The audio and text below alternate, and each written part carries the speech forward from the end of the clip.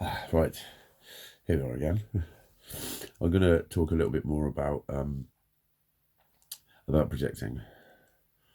But first, I need to tell you that there's someone here with me. I don't know who they are, but you know, like if someone sits on the bed and the bed sinks down, like someone's just sat on it. There's a couple of times I've felt that. It's really cool. I'm like, I hope that's how fucking connected I'm getting.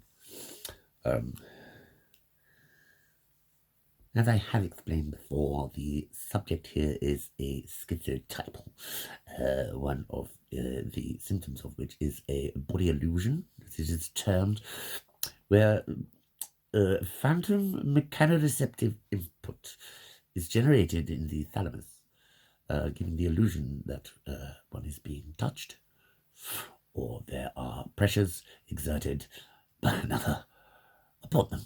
These are complete hallucinations. They are just a bodily hallucination rather than a visual hallucination. Oh, there's an angel that came and knelt down on the bed behind me. That's what I believe. It's weird, isn't it? Schizotypes. Schizoidity voidities.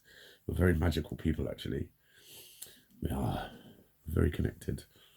We're very cool. We're very fucking cool. And if that's the level that my psychic ability is attaining, then I am all bloody for it. And this has been since I've been doing my more advanced Reiki work.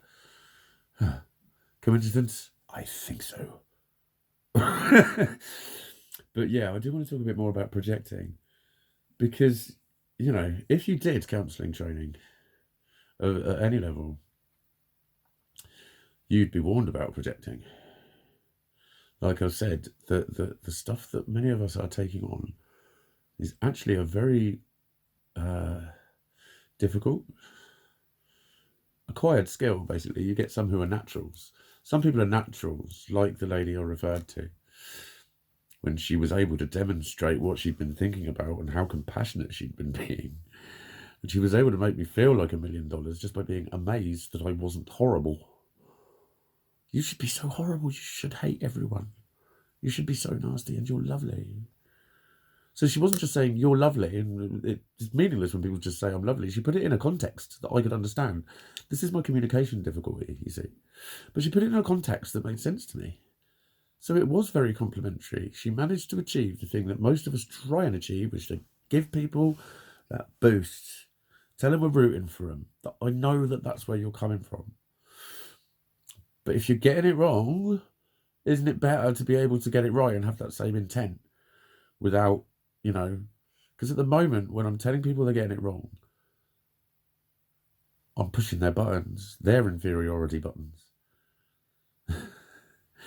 And that is caused by them having a projected need to fix the other person. They're projecting that into the interaction. So they're there talking to the person. And they have a subconscious paradigm in place that, you know, that's why people interrupt. When someone interrupts with advice about something, it shows you where their head is. Again, that's how to really know what's going on under the surface. It's not just tone of voice. It's what people say and when and what they respond to and what they react to. It tells you so much more about them. And the way they interrupt is always because their brain's gone ta-da. It's been looking for the thing, the magic. You know, I went to a treatment centre. Didn't fucking work. Okay, got pissed the day I got out. Not the day I got out, because I stayed somewhere for a couple of days. But I went home, went shopping in the morning, filled my fridge up with food. I was on my own by about 10:30, and I was pissed by midday. Just had 9 weeks treatment. 9 weeks treatment. But I went there, as many people do, expecting one-to-one therapy, expecting someone to say the magic words. There aren't any, there never have been, and there never will be. Stop looking for them, please. Please. That's generally what's going on, is people are putting themselves in a position of being a counsellor and are therefore projecting a lot of expectations upon themselves of what needs to happen. And when it starts going wrong, because quite frankly, you're a bull in a china shop, my darling. Well, most of us are with this sort of stuff. That's why you need to train to be a counsellor.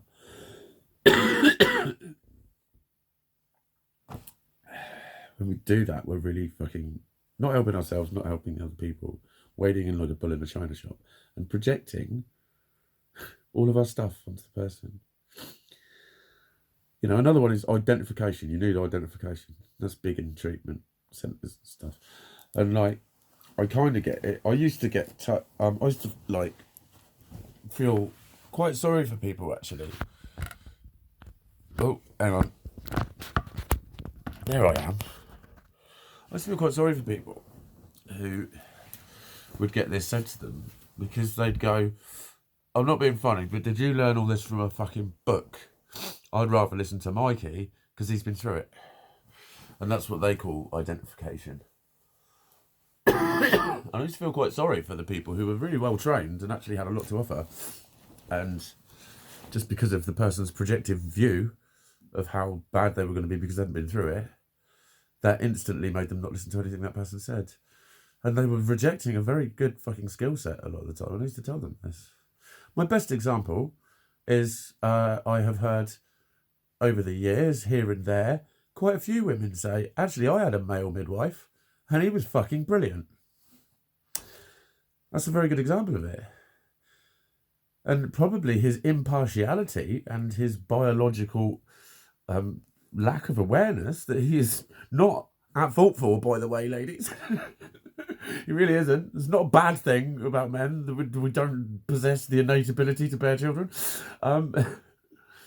But perhaps his impartiality is a good thing because you do need to remain impartial as a counsellor. So if you're counselling your friends, you're not impartial, right? But that's, you know, that's a good example. Why can't a man be a good midwife? I've heard women speak very highly of male midwives. He's not been through it. He's got no idea. Not how it feels. Of course he fucking hasn't. He's a man. It's ridiculous. But he can make a really good midwife. But this whole thing with identification is, I've been through that too. So if I tell you I've been through it too, we've got that shared experience. That's how humans bond a lot of the time, a shared experience. Also when we eat together, if we eat together, we do bond a lot. That's why people go on dates for dinner. But we identify. So again, we're projecting that view.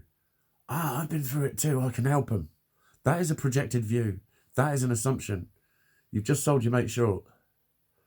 In and of yourself, just thinking that. Because now you're going to project everything that you went through and your understanding of it onto them. And you're going to tell them what they're thinking. And believe me, I have been told what I'm thinking on a great many times by people who I've said one thing and they tell me another that I'm thinking. And I'm not going to get into the specifics because I'll end up all just getting really pissy. So in actual fact, you may actually be less likely to help them if you've been through it. Because you're going to project your stuff onto it.